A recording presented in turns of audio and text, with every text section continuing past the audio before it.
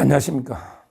윤석열 대통령의 구속 취소 결정이 빠르면 내일 3일날, 늦어도 이제 그 4일까지는 논다. 이런 보도들이 나옵니다. 실제 그 20일날, 2월 20일날 구속 취소 신문을 했고, 그리고 이제 그 쌍방에 10일 내에 추가로 서면 내면 검토해서 심사숙고해서 결정하겠다.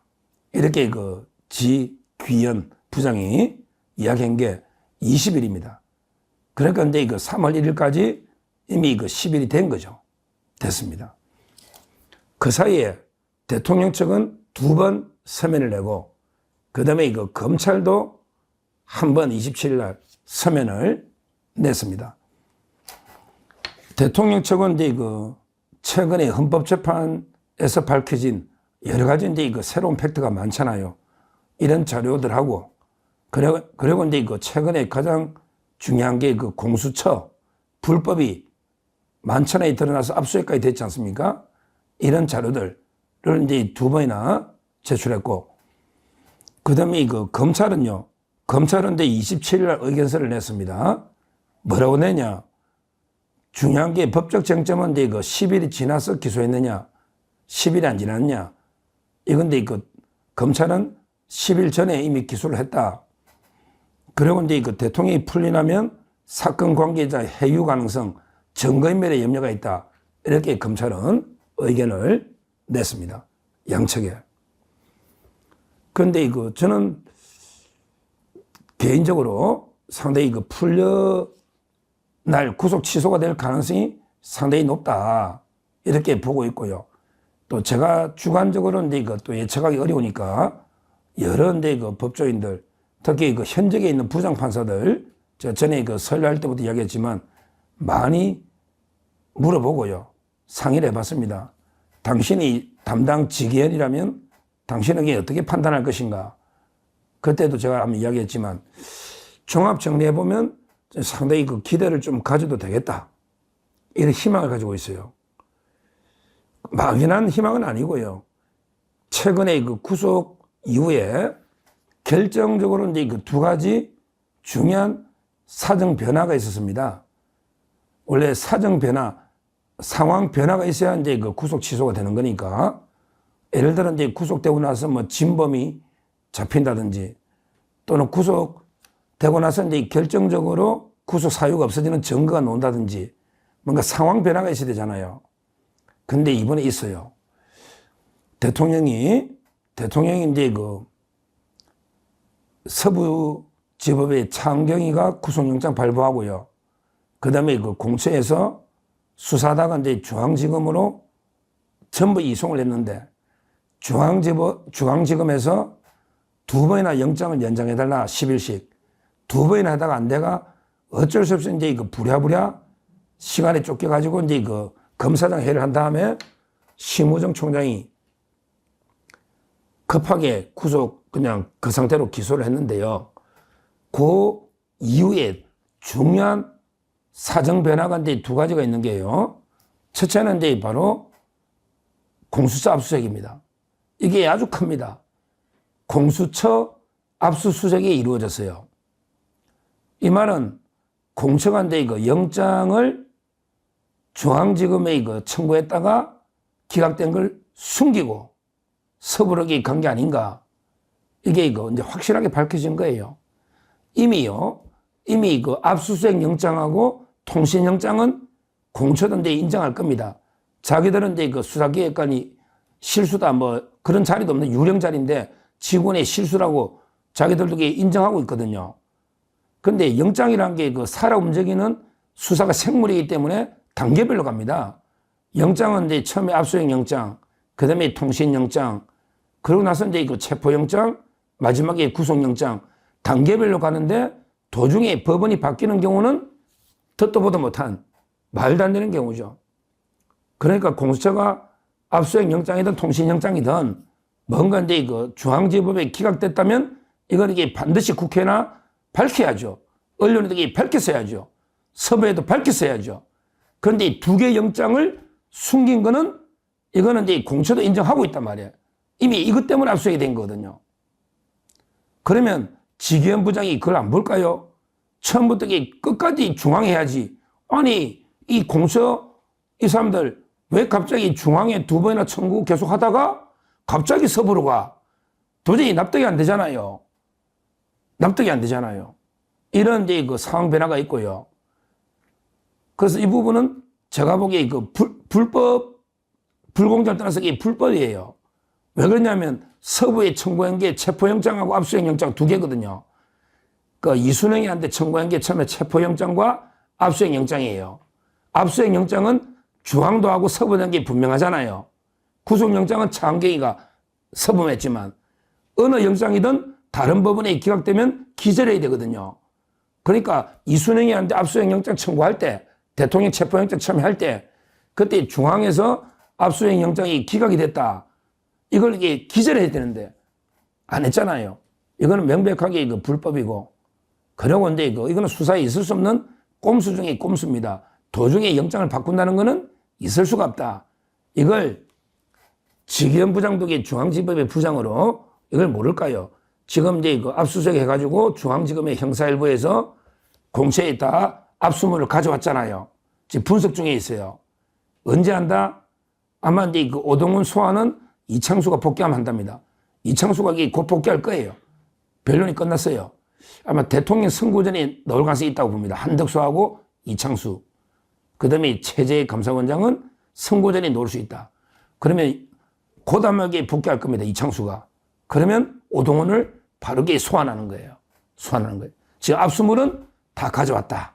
이게 첫째 결정적인 상황변화, 첫째 공처 압수수색 불법이 드러났다는 영장. 이게 중요합니다. 대통령 체포의 불법에서 아주 중요합니다. 영장 과정이 다 불법이란 말이죠. 그 다음에요. 이게 중요한데, 그 다음에 중요한 게 이게 언론에 안 알려지는데요. 내란 재판하고 있는 게 지기현 부장이잖아요. 근데 여기에 검찰은 이제 그 기소할 때 다 수사 기록을 냈잖아요. 근데 공처가 많은 자료를 이렇게 빼놓고 안 주고 있다. 지금 대통령 변호인단에서 이제 그 공처에다가 너가 수사했던 목록을 다 달라니까 안 주고 있어요. 검찰은 이미 다 법원에 내고 다 복사를 해왔어요, 우리가.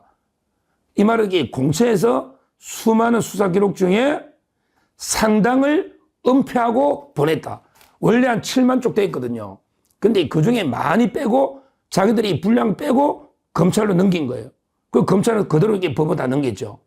근데 그 뺀 거 속에 2024-6 영장도 이게 빠진 게 아닌가. 이런 게 의혹이 있는 거예요. 이건 수사 중에 있는 거예요. 그러니까 목록을 안 줘요. 준다 하면서 안 줘. 원래는 이게 빼면 안 돼요. 모든 경찰 단계부터 공수처, 검찰 모든 단계의 모든 서류는 순서대로 편철이 돼 있어야 됩니다. 자기 마음대로 골라가 유리한 것만 검찰로 보내고 불리한 거는 공처 어느 캐비넷이 일어났냐 말이야. 이번에 압수수색할 때 오동훈 방은 안 했거든요. 오동훈 방까지는 안 했는데 오동훈 방에 네 방에 숨겨놨냐. 어디 숨겨놨는지 다시 압수수색 들어갈 겁니다. 다시 압수수색할 거예요. 이번에 1차 공사 압수수색 한 거고요. 그때 오동훈 처장실은 안 하고 이제 자료를 가져왔지만 그러나 게 어디에 숨겨놨는지 지금 안 되고 있다는 거예요. 상당히 그 지기현 부장이 열받죠. 왜 자료를 안 주냐. 복사를 다 해줘야 되거든. 대통령 변호인단한테. 근데 그 목록도 안 주고 있다는 목록도. 검찰은 다 줬는데 이 말은 은폐 숨기고 있는 서류가 엄청나게 많다 이거예요. 그러면 안 되거든요. 수사 과정에. 이 공천자들이 수사를 뭐 해본 적이 있나요? 어디 변호사 하다 민변. 그러니까 응성하잖아요. 모든 서류는 유리하든 불리하든 다 순서대로 편찬해서 검찰로 넘겨야 되는데 거기에 상당 부분이 공처에 누락되어 있다. 목록을 안 주고 있다. 거기에 법원에서도 계속 빨리 내라. 지금 저게 독촉하고 있거든요. 이거는 아주 공처에 불리한 상황 변화다. 지금 기록 복사가 안 되고 있단 말이에요. 이게 두 번째 사정 변화입니다. 결정적인. 그러니까 법리적으로는 이제 그 공처가 불법 내적의 그 편법으로 중앙의 영장이 여러 번 기각된 게 새로 드러났다는 거지. 그때는 없었거든요. 이게 저는 결정적인 거고요. 그 다음에 두 번째가 법원에도 아직 공처가 목록을 안 내고 있잖아요. 수사에서만 이게 다 내야 되잖아. 빨리 내야지.